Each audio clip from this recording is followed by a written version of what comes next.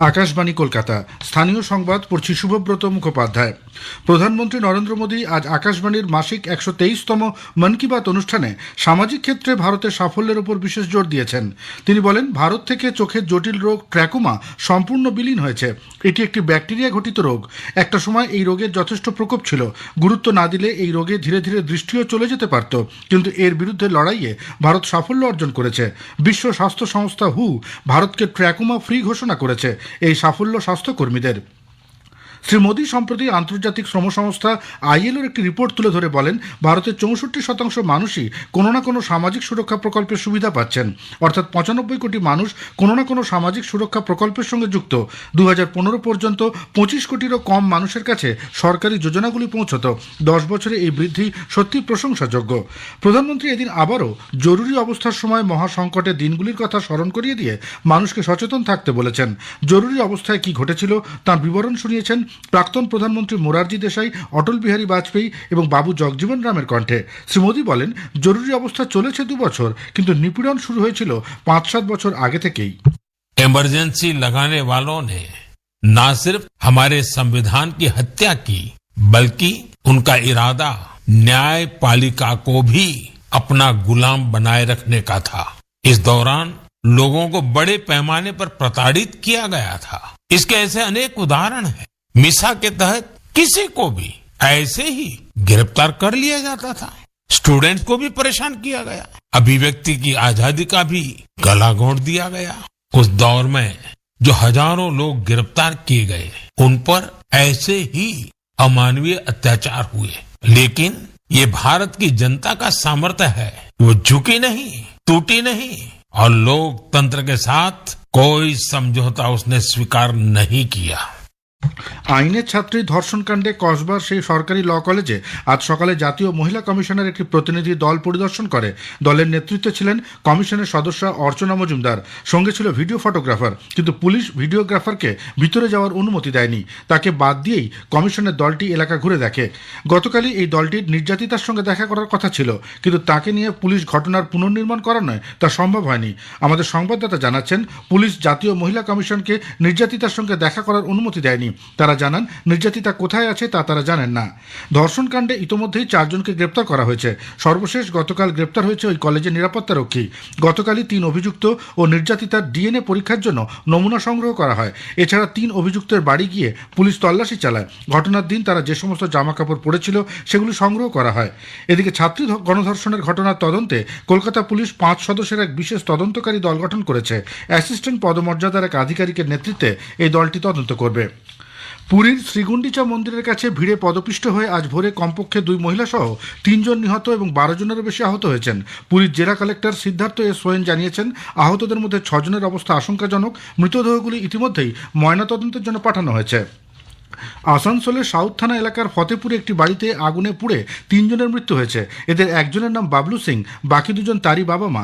এই ঘটনায় কয়েকজন আহত হয়েছেন। পুলিশ তাদের হাসপাতালে নিয়ে গেলে 3 জনকে মৃত ঘোষণা করা হয়। প্রাথমিক অনুমান শর্ট সার্কিট থেকে আগুন লেগেছে।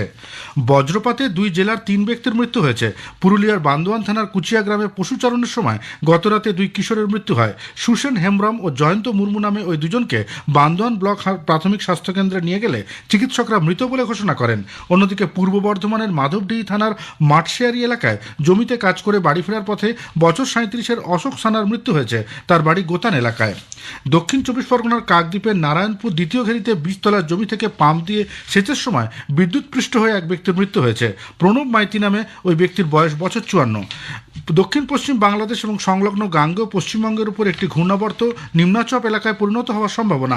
এর প্রভাবে কিছু জেলায় হালকা থেকে মাঝারি এবং কোথাও কোথাও ভারী থেকে অতি ভারী বৃষ্টির সম্ভাবনা। মৎস্যজীবীদের আগামী 1 জুলাই পর্যন্ত সমুদ্রে না যাওয়ার পরামর্শ দেওয়া হয়েছে। কয়েকদিনের টানা বৃষ্টি ও অমাবস্যার কোটালের জেরে নতুন করে বেহাল বাঁধ উপচে নোনা জলে প্লাবিত হয়েছে পাথর প্রতিমার গোবর্ধনপুরের বিস্তীর্ণ এলাকা। সমুদ্র বাঁধ লাগোয়া 50টির বেশি বাড়ি জলমগ্ন হয়ে পড়েছে। ডুবেছে পুকুর, চাষের জমি, দুর্ভোগে কয়েকশো মানুষ। প্রধানমন্ত্রী নরেন্দ্র মোদী মন কি বাত অনুষ্ঠানে বিভিন্ন সামাজিক ও স্বাস্থ্য প্রকল্পে ভারতের অসাধারণ সাফল্যের কথা তুলে ধরেছেন। শ্রী মোদী এদিন বলেছেন, জরুরি অবস্থার অত্যাচারের কথা কখনোই ভুলে যাওয়া সম্ভব নয়।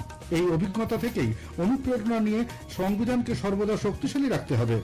মন কি বাতে প্রধানমন্ত্রী যোগ দিবসের সাফল্যের কথা তুলে ধরে বলেছেন, আগামী দিনে এর সমারোহ আরো বেশি মানুষকে যোগকে গ্রহণ করার প্রেরণা যোগাবে। পুরীর গুন্ডিচা মন্দিরে আজ ভোরে ভিড়ের চাপে পদপিষ্ট হয়ে কমপক্ষে 3 জনের মৃত্যুর খবর পাওয়া গেছে, আহত বহু।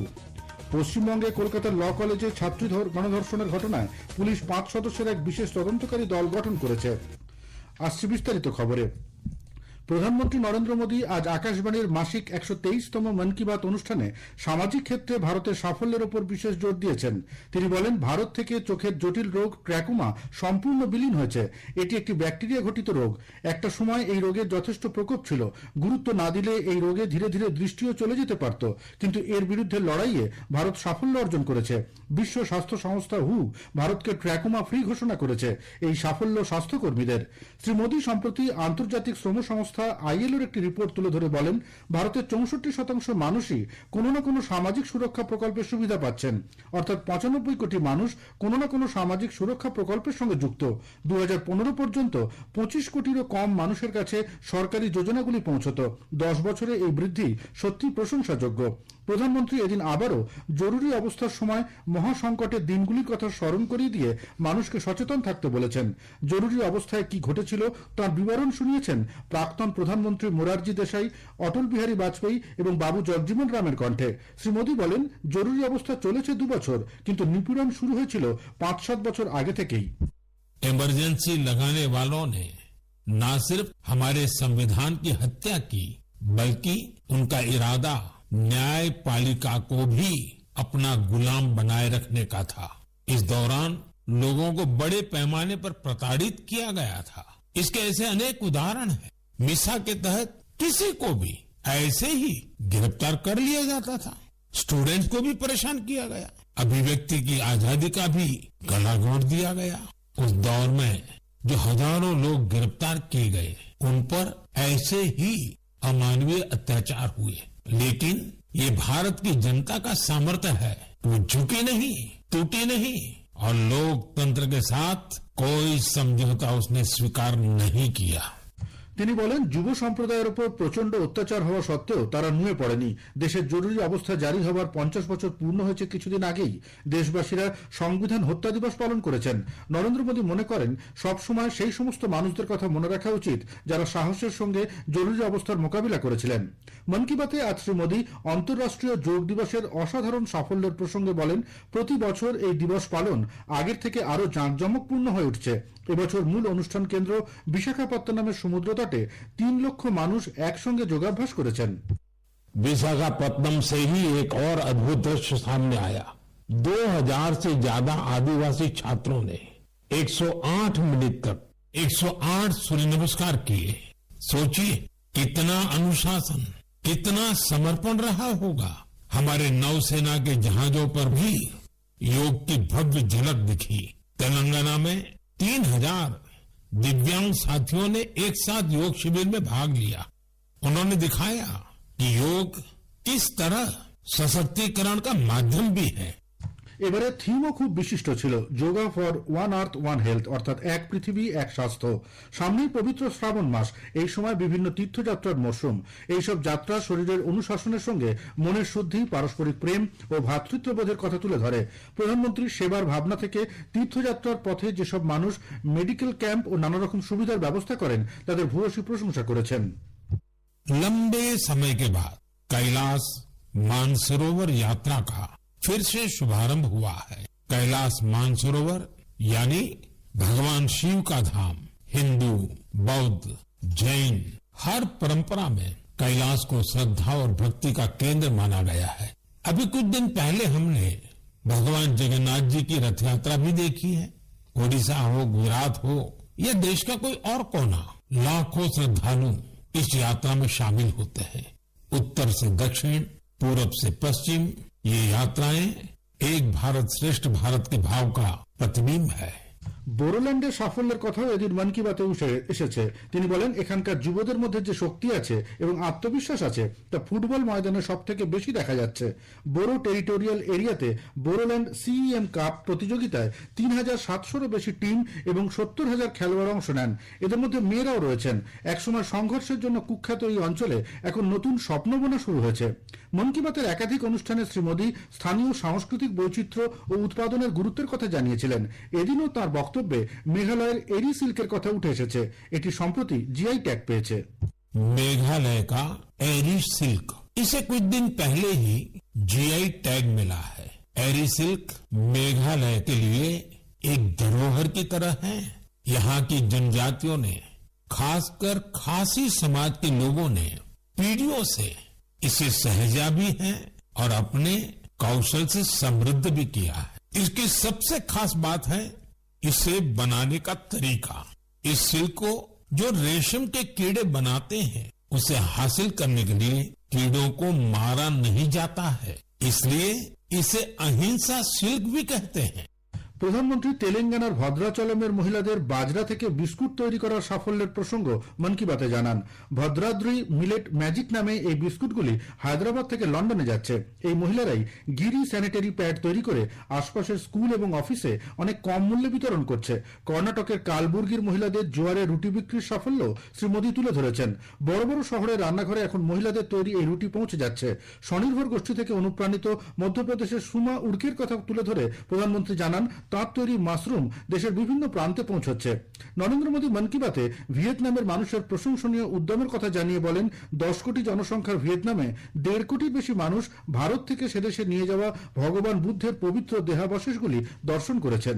প্রধানমন্ত্রী এদিন ক্যাপ্টেন শুভাংশু শুক্লার মহাকাশ যাত্রার প্রসঙ্গেও দু একটি মন্তব্য করে জানান, এ বিষয়ে পরবর্তী বক্তব্য তিনি আগামী মন কি বাত অনুষ্ঠানে তুলে ধরবেন।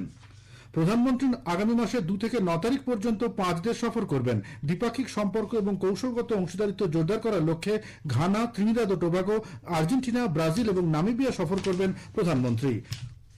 খবর শুনছেন আকাশবাণী থেকে। আমাদের সংবাদ শোনা যাবে ইউটিউব চ্যানেল আকাশবাণী সংবাদ বাংলা, ফেসবুক ও ইনস্টাগ্রাম আকাশবাণী সংবাদ কলকাতা এবং এক্স হ্যান্ডেল এআইআর নিউজ কলকাতাতে। পুরীর শ্রীগুন্ডিচা মন্দিরের কাছে ভিড়ের জন্য পদপৃষ্ট হয়ে আজ ভোরে কমপক্ষে 2 মহিলা সহ 3 জন নিহত এবং 12 জনেরও বেশি আহত হয়েছেন। পুরীর জেলা কালেক্টর সিদ্ধার্থ এস সোয়েন জানিয়েছেন, আহতদের মধ্যে 6 জনের অবস্থা আশঙ্কাজনক। মৃতদেহগুলি ইতিমধ্যেই ময়নাতদন্তের জন্য পাঠানো হয়েছে। নিহত 3 ব্যক্তি নিকটবর্তী খুর্দা জেলার বাসিন্দা বলে মনে করা হচ্ছে। প্রত্যক্ষদর্শীরা জানিয়েছেন যে গুন্ডিচা মন্দিরের কাছে একটি ট্রাক থেকে পবিত্র চারমালা কাঠ নামানোর সময় বেশ কয়েকজন ভক্ত আহত হন। এই ঘটনায় ভিড়ের মধ্যে আতঙ্ক ছড়িয়ে পড়ে, যার ফলে পদপিষ্ট হওয়ার ঘটনা ঘটে। আসানসোলের সাউথ থানা এলাকার ফতেপুরে একটি বাড়িতে আগুনে পুড়ে 3 জনের মৃত্যু হয়েছে। এদের একজনের নাম বাবলু সিং, বাকি 2 জন তারই বাবা মা। এই ঘটনায় কয়েকজন আহত হয়েছেন। পুলিশ তাদের হাসপাতালে নিয়ে গেলে 3 জনকে মৃত ঘোষণা করা হয়। প্রাথমিক অনুমান শর্ট সার্কিট থেকে আগুন লেগেছে। কসবার ধর্ষণ কাণ্ডে সেই সরকারি ল কলেজ আজ সকালে জাতীয় মহিলা কমিশনের একটি প্রতিনিধি দল পরিদর্শন করে। দলের নেতৃত্বে ছিলেন কমিশনের সদস্য অর্চনা মজুমদার। গতকালই এই দলটির নির্যাতিতার সঙ্গে দেখা করার কথা ছিল, কিন্তু তাকে নিয়ে পুলিশ ঘটনার পুনর্নির্মাণ করানোয় তা সম্ভব হয়নি। আজ জাতীয় মহিলা কমিশনের নির্যাতিতার বাড়ি গিয়ে তার সঙ্গে দেখা করার কথা।